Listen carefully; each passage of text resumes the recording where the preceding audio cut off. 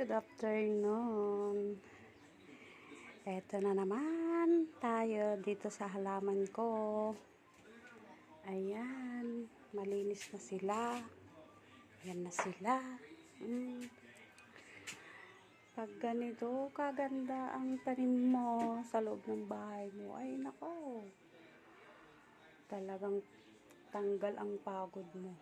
Kahit maghapon ka pang nagtrabaho. Ayan, malinis na sila kasi ko sila ng tubig.